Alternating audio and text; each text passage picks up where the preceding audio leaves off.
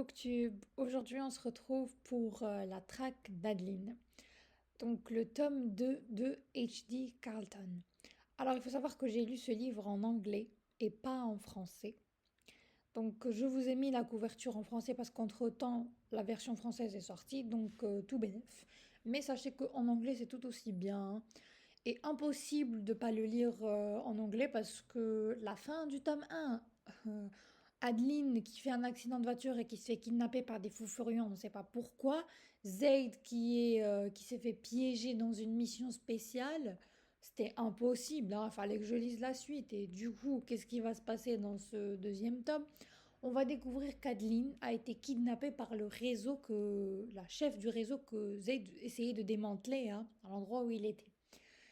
Et dans le tome 2, je crois qu'on commence avec lui. Oui, oui, c'est tout de suite avec lui où il dit si tu touches à ma meuf, je te dégomme. Il faut savoir que c'est clair. La femme du mec qui soupçonnait d'avoir un réseau et tout ça, mais en fait, non, c'était pas lui qui gérait le réseau, c'était sa femme. Sur le coup, j'étais choquée, mais un peu choquée dans le bon sens, parce qu'en général, c'est les hommes qui sont responsables de ça. Donc j'ai bien aimé que l'autrice place une femme au pouvoir pour une fois, même si c'était un pouvoir vraiment atroce et horrible, hein. Je tiens à préciser, horrible. Mais pour une fois, c'est une femme. Voilà ce que je voulais dire, c'est tout. Et du prénom du garde du corps, je crois que c'est Roy, ou, enfin, je me souviens plus du prénom du mec qui a kidnappé Adeline, mais je crois que c'est Roy. Et lui, en fait, c'était son seul soutien dans les épreuves qu'elle va vivre, parce que il va la kidnapper et ils vont lui faire un accident de voiture et elle se réveille chez un médecin qui essaie aussi de la kidnapper pour abuser d'elle concrètement. Du coup, elle réussit à esquiver ce médecin et il finit par mourir des mains du mec qui était censé la kidnapper, par la meuf qui gère tout le réseau, là, le réseau de trafic. C'est tout un bordel. Et après qu'il l'ait sauvé des griffes de ce médecin, il va l'emmener dans la maison close. Désolée, mais c'est ça, hein, c'est une maison close. Franchement, des filles sont enfermées et elles sont abusées par des mecs. Voilà. Et malheureusement, Adeline va se faire abuser dans ce tome, hein, parce que vous lisez tous les trigger warnings très bien avant de le lire, parce que si le tome 1, vous trouviez qu'il y avait des trucs très costauds, le tome 2, c'est on y va. Oh mon Dieu, j'étais pratiquement en dépression quand j'ai fini ce livre. C'était très très dur à lire. Et pourtant, Dieu sait que je lis beaucoup de dark romance, mais waouh, qu'est-ce qu'elle vit pas, hein. L'autrice n'a pas été clémente avec Adi dans ce tome. Et du coup, même elle le dit, l'autrice, hein, dès le début, si vous vous attendez à des retrouvailles vite entre Adi et Zayd, ça va pas être le cas. Ils se retrouvent, je crois, au milieu, aux trois derniers quarts du livre. Mais du coup, pendant ce temps, qu'est-ce qu'ils faisaient? Il faut savoir qu'elle, elle était enfermée dans cette maison close où elle vivait divers abus. Je vais pas en parler parce qu'il y a des scènes encore, oh my god. Mais faut savoir que lui, il l'a cherchée sans relâche. Il essayait de trouver par tous les moyens où elle était. Mais c'est pas une débutante claire, la meuf qui gère le réseau.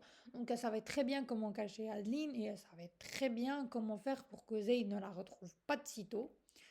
Elle savait qu'il allait la retrouver un jour, hein, mais elle faisait de son mieux pour garder Adeline comme moyen de pression, si on veut. Comme ça, il la tue pas. Et Adi va subir des trucs horribles. Et on va la voir dans ce tome. À un certain moment, il y a un chapitre qui m'a brisé le cœur où elle avait oublié comment sourire. Et elle est en face du miroir et il y a une meuf, la Francesca, qui est responsable de toutes les autres filles et qui gère tout le trafic à l'intérieur de la maison close, l'a frappée parce qu'elle n'était pas censée sourire. Pour vous dire, ça c'est un fragment de ce qu'elle a vécu dans cet enfer. Et c'est vraiment à la fin qu'elle va retrouver Zayd, mais quand elle va le retrouver, c'est pas la joie parce qu'elle doit se reconstruire psychologiquement. Elle est totalement à bout, elle est détruite, elle a vécu des choses horribles. Et franchement, j'ai bien aimé ce tome, malgré qu'il est très très très dur à lire. Mention spéciale pour Sibyl, là, la meuf complètement tarée qui a des henchmen, en anglais c'était ça, en français je sais pas. Mais des gardes du corps ou des trucs comme ça faisait péter de rire. C'était la seule dose de rire que j'avais, c'était cette fille.